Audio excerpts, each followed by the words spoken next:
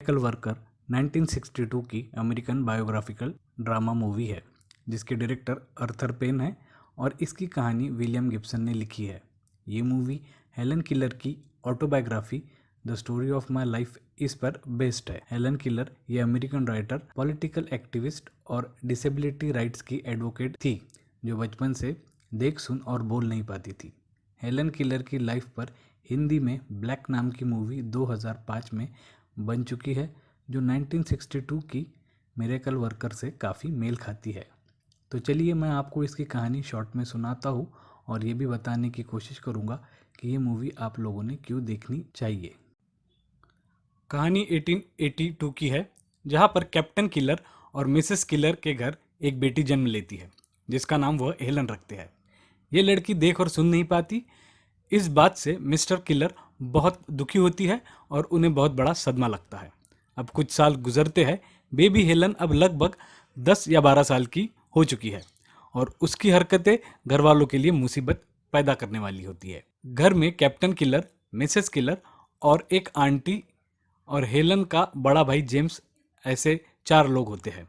ये सब लोग हेलन की मदद करना चाहते हैं लेकिन हेलन किसी के काबू में नहीं रहती। हेलन रोज कुछ ना कुछ घर पर गिराती है या तोड़ देती। एक दिन वह अपनी छोटी बहन को भी गिराती है जिसकी वजह से घर वाले टेंशन में आ जाते हैं। अब हेलन के बारे में मिस्टर मिलर कुछ फैसला लेना चाहते हैं। वो हेलन को पागलखाने डालने की बात करते हैं जिससे उसकी माँ बहुत परेशान हो जाती है। इस वजह से हेलन के लिए एक टीचर को सिखाने और वहाँ रहने के लिए बुलाया जाता है। एनी नाम की टीचर हेलन को सिखाने आती है जो खुद आधी ब्लाइंड और अपना ग्रेजुएशन एक ब्लाइंड स्कूल में ही कंप्लीट कर चुकी है। एनी हेलन को पहली मुलाकात में ही एक डॉल देती है और उसको छूकर उसका स्पेलिंग सिखाती है। हेलन झट से समझ जाती है और सीख भी जाती है। एनी को लगता है कि हेलन काफ़ी होशियार और जल्द सीखने वाली लड़की है। बहुत सारे लोग डाइनिंग टेबल पर बैठे हुए हैं और हेलन सबकी प्लेट से कुछ ना कुछ लेकर खा रही है जिसे देखकर एनी को गुस्सा आता है। वो उसका हाथ पकड़ती है और उसे रोकती है। कैप्टन किलर को ये बात अच्छी नहीं लगती और वो एनी से नाराज होते हैं, लेकिन एनी का कहना है कि सबसे पहले हेलन को टेबल मैनर्स सीखने होंगे। ये सीन मूवी में काफ़ी लंबा दिखाया गया है लेकिन फिर भी यही सीन मूवी का बेहतरीन सीन है जहाँ पर एनी हेलन को टेबल पर खाना खाना सिखाती है। बहुत ज़्यादा मुश्किलों के बाद हेलन शांत होती है और एनी हेलन की माँ को बताती है कि हेलन नैपकिन फोल्ड करना सीख गई है। एनी कहती है कि हेलन को सिखाना काफ़ी मुश्किल है और ये भी कहती है कि हेलन ज़िद्दी इसलिए नहीं है कि वो अंधी है, लेकिन इसलिए है क्योंकि उन लोगों ने उसे बहुत लाड और प्यार में रखा है। एनी उसे सिखाना नहीं चाहती लेकिन अब मिस्ट्रेस किलर चाहती है कि एनी वहीं रुके और उसकी बेटी को सिखाए। एनी मान जाती है लेकिन एनी का कहना है कि घर के पास वाले कॉटेज को साफ करे और वहाँ पर हेलन को उसके साथ कुछ दिन अकेला रहने दे। उसके बाद हेलन की वहाँ रहने, खाने पीने और सांस लेने की जिम्मेदारी एनी की होगी। उन दोनों के बीच में कोई नहीं आएगा। इसके लिए वो हेलन के माता पिता से 2 हफ्ते की मोहलत मांगती है। 2 हफ्ते की बात सुनकर उसके माता पिता मान जाते हैं। 2 हफ्ते की कड़ी मेहनत से एनी हेलन को तमीज़ और पढ़ाई लिखाई सिखाती है। अब वादा करने के बावजूद भी हेलन की माँ उससे मिलने आती है और उसकी प्रोग्रेस देखकर खुश है। 2 हफ्ते बाद जब हेलन और एनी वापस आते हैं तब हेलन सबके पास से घर की चाबियाँ लेती है और ताले लगाकर चाबियाँ फेंक देती है। तब एनी को समझ में आता है कि हेलन में ज़रा भी सुधार नहीं हुआ है। वो सिर्फ घर पर जल्दी आने की फिराक में सब सीख रही थी। एनी की कामयाबी का जश्न मिस्टर मिलर मनाना चाहते हैं, इसलिए सबको पार्टी दी है। वो एनी को 1 महीने की सैलरी देकर वहाँ से विदा करना चाहते हैं। अब हेलन अपने नैपकिन को टेबल से नीचे गिरा देती है।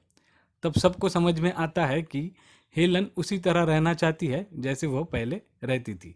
अब एनी गुस्से में आकर फिर से हेलन का हाथ पकड़कर कहती है कि इसको फिर से तमीज़ सिखानी होगी। इस बार मिस्टर मिलर नाराज़ है और एनी को वापस जाने के लिए कहते हैं। हेलन गुस्से में है और वहाँ पे रखे पॉट का पानी गिरा देती है और बाहर की ओर भाग जाती है। एनी भी उसके पीछे दौड़ कर जाती है। एनी हेलन को पंप के पास ले जाती है और उसे पॉट में पानी भरने लगाती है। तब हेलन पानी को छूकर वाटर का स्पेलिंग एनी के हाथ पर बनाती है। उसके बाद हेलन टैप, स्टेप ऐसे सब के स्पेलिंग एनी के हाथ पर बनाती है और एनी को यकीन हो जाता है कि हेलन सब सीख चुकी है। अब उसे पता है दिया जल चुका है, अब बस रोशनी फैलना बाकी है। और एनी सारे घर वालों को बुलाकर सबको हेलन की प्रोग्रेस दिखाती है। सारे लोग खुश है। अब हेलन बहुत सारे स्पेलिंग करने के बाद अपने मुंह से अटकता हुआ वाटर कहने की कोशिश करती है।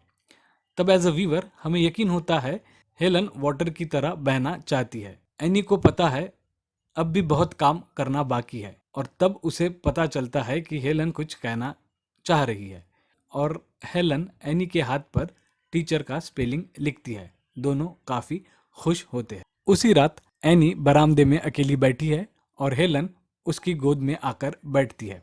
एनी उसे किस करती है और मूवी यहाँ खत्म होती है। अब आपको ये बता दूं कि ये मूवी आपने क्यों देखनी चाहिए। पहली बात तो ये मूवी 5 ऑस्कर अवार्ड्स के लिए नॉमिनेट थी, जिसमें से बेस्ट एक्ट्रेस और बेस्ट सपोर्टिंग एक्ट्रेस ऐसे 2 अवार्ड इस मूवी ने जीते हैं। इसकी IMDb रेटिंग 8.1 है। इसके अलावा दोनों एक्ट्रेस का काम बहुत नेचुरल लगता है, जिसकी वजह से आपको मूवी का कोई भी सीन बुरा नहीं लगता और आप मूवी एंड तक आराम से देखते हो। तो आपको अगर हमारा ये वीडियो पसंद आया तो हमारे चैनल को लाइक कीजिए, सब्सक्राइब कीजिए और वीडियो को शेयर ज़रूर कीजिए।